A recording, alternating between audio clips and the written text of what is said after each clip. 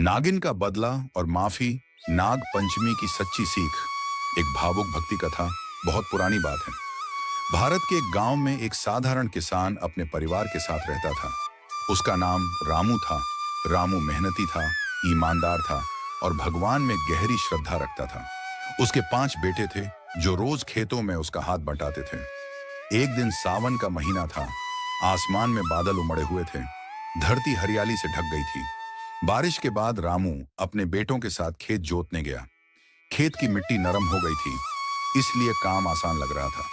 लेकिन तभी कुछ ऐसा हुआ जिसने सब कुछ बदल दिया। रामू का सबसे छोटा बेटा गोपाल खेत में हल चला रहा था। उसी दौरान बिना देखे उसके हल की नोक एक सांप के बच्चे पर पड़ गई। वह मासूम नाग बालक वहीं तड़प कर मर गया। गोपाल को इसका एहसास भी नहीं हुआ और वह काम करता रहा।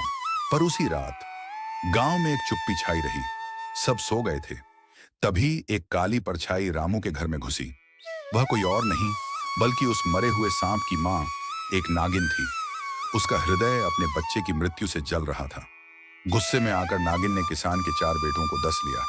सुबह होते ही घर में कोहराम मच गया। एक मां के 4 बेटे शव बन चुके थे और किसी को समझ नहीं आया कि यह हुआ कैसे। केवल गोपाल बचा था। जब उसे पूरी बात समझ में आई तो वह फूट फूट कर रो पड़ा। उसकी आत्मा कांप उठी। हे नाग माता, वह कहता रहा, मुझे माफ कर दो। मुझसे भूल हो गई। मैं जानबूझकर कुछ नहीं किया। उसने एक मिट्टी का नाग बनाया। दूध, फूल, चावल और कुशा घास चढ़ाई। वह हाथ जोड़कर नागिन से क्षमा मांगने लगा। पूरे गांव ने देखा कि वह दिन रात पूजा कर रहा था। उसकी सच्ची भक्ति और पश्चाताप ने आखिरकार नाग माता का दिल पिघला दिया। वो रात को फिर से उसके सपने में आई और बोली, बेटा, तेरे पश्चाताप ने मेरा हृदय बदल दिया। तूने जो गलती की वो अनजाने में थी, इसलिए मैं तुझे माफ करती हूँ और तेरे भाइयों को जीवन दान देती हूँ। सुबह गोपाल ने देखा, उसके चारों भाई फिर से जीवित हो गए थे। पूरा गांव चकित रह गया। सबने इस घटना को एक चमत्कार माना। तभी से गांव में हर साल श्रावण महीने की शुक्ल पक्ष की पंचमी तिथि को नाग पंचमी मनाई जाने लगी। इस कथा से क्या सीख मिलती है? किसी भी जीव का अनादर न करें, चाहे वह छोटा हो या बड़ा।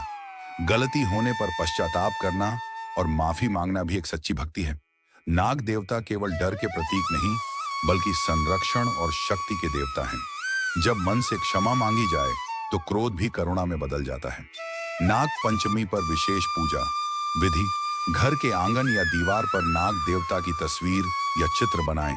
उन्हें दूध, अक्षत, चावल, फूल और कुशा चढ़ाएं। महिलाएं व्रत रखती हैं और परिवार की रक्षा के लिए नाग देवता से आशीर्वाद मांगती हैं। सांपों को दूध पिलाना शुभ माना जाता है। हालांकि ध्यान रहे कि जीवित सांपों के साथ सुरक्षित व्यवहार हो। भावपूर्ण समापन वाक्य। भूल हर कोई करता है, पर जो दिल से क्षमा मांगता है उसे भगवान और प्रकृति दोनों माफ कर देते हैं। नाग पंचमी केवल एक पर्व नहीं